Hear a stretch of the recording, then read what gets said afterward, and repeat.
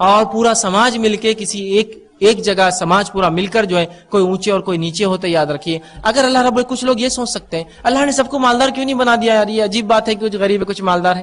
اس میں بھی اللہ کی حکمت ہے یاد رکھیے. اگر تمام لوگ مالدار ہوتے, سمجھ لیجئے مثال کے طور پر ایک ایسا سماج ایگزامپل لیجئے جس میں تمام لوگ مالدار ہیں, سب مالدار ہیں, میں بھی جو ہے لاکھوں پتی کروڑ پتی جو پتی ہو سکتے سب ہوں, اور آپ لوگ بھی سب وہ ہے جو ہو سکتا ہے مال کے اعتبار جتنی اونچائی ہو سکتی ہے, ملینئر بلینئر ٹریلینئر اور اس کے اوپر جو بھی ہو سب ہے ہم سب. اب چلیے مجھے ایک گھر بنانا ہے, چونکہ میں تو بہت اربوں خربوں پتی ہوں, اب میں چاہتا ہوں میرا گھر بناؤں تو کس کے پاس جاؤں؟ آپ بولیں گے میں بھی تو اربوں خربوں پتی ہوں, میرے کو کیا کرنا ہے تیرے پیسے سے. تو ایک سماج جس میں اگر سب برابر ہو جائے تو کیا وہ سماج کبھی چل سکتا ہے؟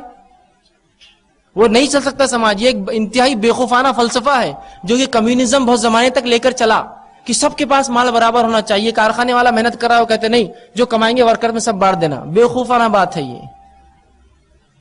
شریعت یہ کہتی نہیں, مال تو کم زیادہ ہوں گا ہی, یہ تو ہونا, یہ فطری چیز ہے. سب ایک جیسے مالدار ہو جائیں گے تو وہ سماج, وہ سوسائٹی, وہ سسٹم چل ہی نہیں سکتا. یاد رکھیے کمیونزم ایک فلسفہ تھا, اس کا فلسفہ یہ تھا کہ سب کے پاس برابر مال ہونا چاہیے. انہوں نے 50 سال بھی اس فلسفے کو دنیا میں نہیں چلا سکے.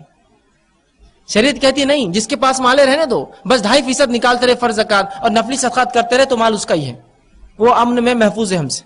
اندازہ لگائیے. تو شریعت یہ کہتی ہے کہ جب لوگ ایک سماج میں رہتے ہیں تو سب کا مال پہ حق ہوتا ہے. لہٰذا اگر تم کو اللہ نے ایک نعمت اور فضل دی ہے, اس فضل میں سے اپنے غریب بھائیوں کو, محتاجوں کو, مسکینوں کو, بے سہاراؤں کو اس میں سے تعاون کرو, مدد کرو, اور کچھ نہ صحیح نصاب پہ پہنچنے والے مال پر صرف 2.5% تم خرچ کرو.